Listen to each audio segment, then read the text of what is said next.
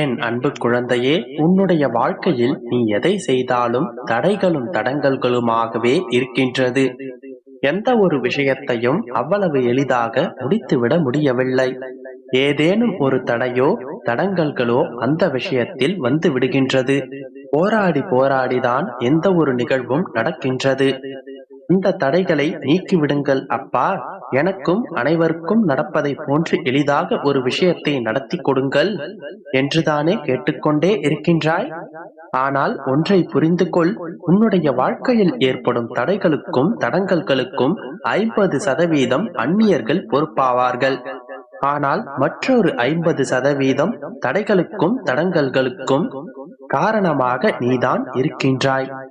என்ன அப்பா, என்னுடைய வாழ்க்கைக்கு நானே தடங்கல்களாக இருக்கின்றேனா என்றுதானே கேட்கின்றாய்? ஆம் தங்கமே, நீ என்றால் உன்னுடைய குணநலன்கள், நேர்த்தியான குணநலன்களை பெற்றவள் தான் என்னுடைய பிள்ளை. அதில் எப்போதும் ஒரு குறையும் இல்லை. ஆனால் உன்னிடத்தில் இருக்கின்றதே கோபம், முன்கோபம், பதற்றம், பயம்.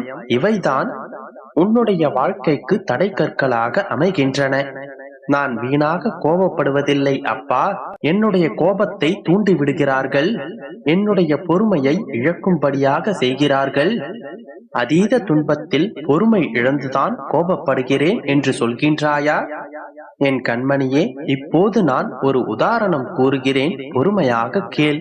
இதை இறுதி வரை கேட்டுவிட்டால் அதற்குள் இருக்கும் முழு அர்த்தம் உனக்கு புரியும். ஒரு வீட்டின் சமையலறையில் பாம்பு ஒன்று தெரியாமல் சென்று விட்டது.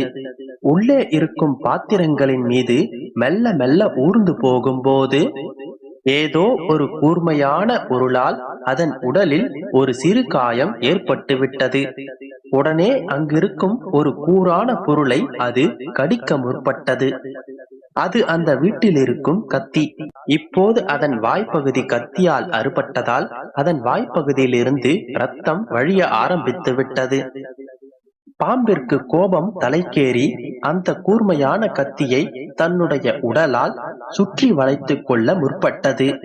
தன்னுடைய பலம் முழுவதையும் அந்த கத்தியின் மீது செலுத்தி இறுக அந்த கத்தியை தன் உடலால் சுற்றி வளைத்துக் கொண்டது. கடைசியில் என்ன நேர்ந்தது? முழு உடலும் காயம்பட்டு வெட்டப்பட்டு இரத்தம் வழிய வழிய ஆரம்பித்தது. என்ன செய்கிறோம் என்று தெரியாமலேயே அந்த பாம்பு தன்னுடைய கோபத்தால் செய்த காரியத்தால் அதன் உடல் வெட்டப்பட்டு இறந்து போனது. இதே போலத்தான் நாமும் நம்முடைய வாழ்க்கையில் மற்றவர்களிடத்தில் தேவையில்லாத வார்த்தைகளை உபயோகப்படுத்தி அதனுடைய காயங்களை நாம் பெற்றுக் கொள்கிறோம். அதன் பிறகு அதனுடைய வீரியத்தை அனுபவித்த பிறகு நாம் செய்த தவறு என்ன என்பதை நாம் புரிந்து கொள்கிறோம். அதன் வீரியம் நம்மையே தாக்கும் போது நாம் செய்த தவறு என்ன என்பதை புரிந்து கொள்வதற்கு பதிலாக இதிலிருந்து அப்போதும் விலகி போகாமல் மீண்டும் கடினமான வார்த்தைகளையே உபயோகிக்க ஆரம்பித்து விடுகிறோம். அதன் பிறகு தம்முடைய மன நிம்மதியையும் இழந்து கோபம், பதற்றம், மன அழுத்தம் இவற்றால் உள்ளத்தையும் உடல் நலத்தையும் எடுத்துக்கொண்டு நம்மை நாமே இழந்தும் விடுகின்றோம். ஏனெனில் கோபம் என்பது எந்த வழியில் வந்தாலும், யார் மூலம் வந்தாலும், எப்படி வந்தாலும் அது ஒருபோதும் உனக்கு நன்மையை அளிக்காது. உன்னுடைய கோபம் எப்போதும் உன்னையே அழித்துவிடும். கோபம் என்பது கூர்மையான கத்தியை போன்றது. அதை எத்தனை இறுக்கமாக நீ பற்றி கொள்கிறாயோ அத்தனை இறுக்கமாக அது உன்னை அழிக்க வல்லது. லாவகமாக பிடிப்பதை போன்று நல்ல விஷயங்களுக்காக மட்டுமே அந்த கோபத்தை சிறிதாக பயன்படுத்த வேண்டும். தேவையான பொழுது மட்டுமே அதை காட்டிக்கொள்ள வேண்டும். அப்போதுதான் உன்னுடைய கோபத்தால் உன்னை நீயே காப்பாற்றிக் கொள்ள வேண்டும். குழந்தையே, கோபப்படு, வேண்டாம் என்று சொல்லவில்லை. அந்த கோபத்தின் கட்டுப்பாடு உன்னுடைய கரங்களில் இருக்க வேண்டும். எப்போதும் உன்னுடைய கோபத்தை உன்னால் கட்டுப்படுத்த முடியாமல் சென்றுவிடக் கூடாது. எப்போது உன்னுடைய கோபம் உன் கட்டுப்பாட்டை இழக்கின்றதோ அதன் பிறகு அதற்கான விளைவுகளை நீ சந்தித்தே ஆக வேண்டும். அது உன்னையே அழிக்க வல்லது. நீ கோபப்படாமல் ஒரு விஷயத்தை அணுகினாலேயே 1000 வழிகள் அதனில் பிறக்கும். பதட்டம் அடையாமல் இருந்தாலே மகிழ்ச்சி உன்னுள் குடிகொள்ளும். நிதானமாக இருக்கும் மனநிலையில்தான் அனைத்து நல்ல விஷயங்களும் பிறக்கும். உன்னுடைய கோபத்தீதான் உன்னுடைய பிரச்சனைகளை ஆறவிடாமல் வளர்த்து கொண்டே போகின்றது. மாறாக அமைதியும் பொறுமையும் பல பிரச்சனைகளை வளர விடாமல் அங்கேயே அழிக்கின்றது. சற்று பதட்டப்படாமல் பொறுமையாகவும் அமைதியாகவும் இரு. அதன் பிறகு உன்னுடைய வாழ்க்கையில் இருக்கும் தடைகள் தடங்கல்கள் அனைத்தும் தானாக விலகி உனக்கு ஒரு வழியை கொடுக்கும். வீணாக கோபப்பட்டு அதனுடைய விளைவாக உன்னுடைய கர்மாக்களை கூட்டிக் கொண்டே சென்று விடாதே. பொறுமையை கடைபிடி. நல்லதே நினை, நல்லதே நடக்கும். நம்பிக்கையோடு இரு. என் அன்பு குழந்தையே, என்னை நம்பித்தானே என் நெற்றியை தொட்டு உள்ளே வந்தாய். குழந்தையே, என்னை நம்பி வந்த உன்னை நான் எப்படி கைவிடுவேன்? கலங்காதே என் கண்மணியே, உன் கண்ணீரை துடைத்துக்கொள். மற்றவர்கள் உன்னை எப்படி ஏளனமாக பேசினாலும் கவலை கொள்ளாதே.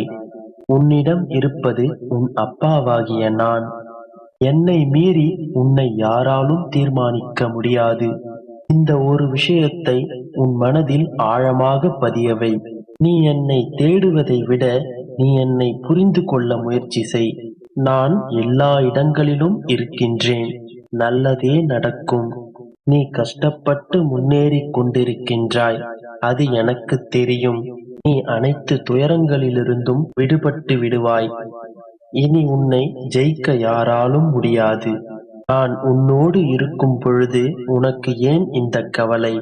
உன் நம்பிக்கை வீண் போகாது. எப்பொழுதும் என் குழந்தைகளின் நம்பிக்கையை நான் பொய்யாக்க மாட்டேன். என்னை நம்பு. உனக்கு வேண்டியதை என்னிடம் கேட்டுவிட்டாய் அல்லவா? இனிமேல் அதை நான் பார்த்துக் கொள்கின்றேன். இதன் பிறகு நடக்குமா நடக்காதா என்று நீ யோசிக்க தேவையில்லை. உனக்காக வரவேண்டியது வரவேண்டிய நேரத்தில் நிச்சயமாக வந்து சேரும். குழந்தையே, இதன் பிறகு அனைத்தும் உன் விருப்பம் போல் மாறும். உனக்கு துன்பம் வரும்பொழுதெல்லாம் என்னுடைய நாமத்தை உச்சரி. உனக்கு தைரியமும் நம்பிக்கையும் நன்மையும் உண்டாகும். இது உறுதி. நன்றி மறந்தவர்களை எண்ணி நீ வருத்தப்பட்டு கொண்டிருக்காதே. உன் உதவியை மனிதர்கள் மறந்து போகலாம், ஆனால் தெய்வம் ஒருபொழுதும் மறப்பதில்லை. உன்னுடைய பல நாள் கவலைகளுக்கு இன்று முடிவு வரப்போகின்றது. உன் வாழ்வில் மிகப்பெரிய மாற்றம் உண்டாகப் போகின்றது.